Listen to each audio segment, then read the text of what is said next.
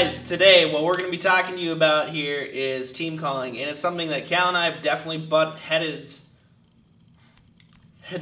Team calling is definitely something Cal and I have butt heads on in the blind, and I'm sure you guys have gone through it too, where one guy's calling and the other guy starts calling a little differently from you, and you're just like, hey, what the hell, man? Why are you calling like that? You know, they're not doing that, they're doing this. And so we've kind of come up with a little easy way so you never get into that. Step one is designating your caller. You want to make sure that there's somebody who's going to be leading the calling. In big groups, you want to make sure that whoever that is typically your best caller. It's not a competition, it's not a pride show. So obviously, if you have somebody who's better than you at calling, make sure that you let them do the calling to start it out with. And that's a great way to say it actually, is it's not a competition in the blind. It is you and the other guys in your blind working together to get those greenies onto your straps. Team calling is kind of like a roller coaster, so it's kind of like a high and then it's a low, and it's high, it's on a low, and so your high is when your ducks are on the corners, and when you're first seeing ducks that they're way off and it's really windy out, you want to get their attention. Both you and your guys are all going to hail call, or you're going to do a louder style of greeting call. I'm going to be the designated caller in this one, where I'm going to start out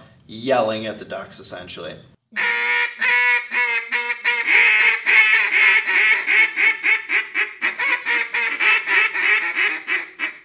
Notice how both of us are not doing it at the exact same time. We're not on the same pitch. Cal started at a much lower note than I did just because of the way his call operates. I started at a higher note because I can get higher on my call. And part of that is knowing what you're good at. I mean, some of us are better at things, and Joey's a more advanced caller than me, so I know that if I let him lead and take those high notes, I'm going to sound much better coming in at a little bit lower level and being able to just replicate off what he's doing. So you've gotten those birds' attention, and they're starting to check out your spread. They're circling a little bit. They've dropped their wings a little bit. They've stopped flapping as hard. You know, then you're going to start getting into the greeting call. So this is the best part about team calling, in my opinion. When they're just starting to really pay attention to you, and they're starting to look at you, and then you can really turn them in when they start muscle manning in towards you. So your standard greeting call is, I'm going to do that, and then Cal's going to do.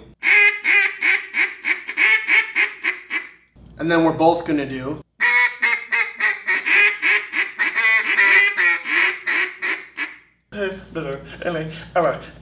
Okay.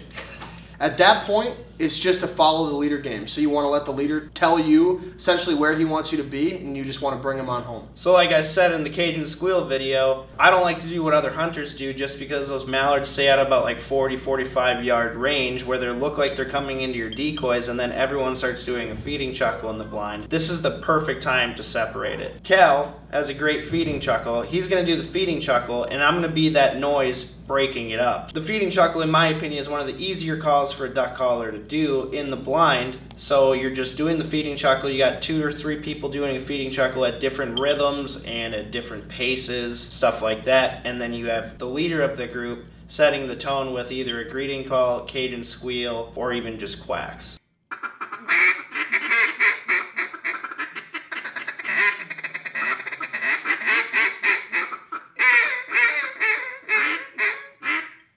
Just remember too that sometimes less is more. You don't need everybody constantly feed chuckling or whatever it is. Take it easy and see what works for the birds you're on that day. Come up with a game plan and talk with the people that you're hunting with. Pick up where you left off the day before if that worked, but it might not work. Be willing to switch it up and suck in your pride and move on to something that might work that day.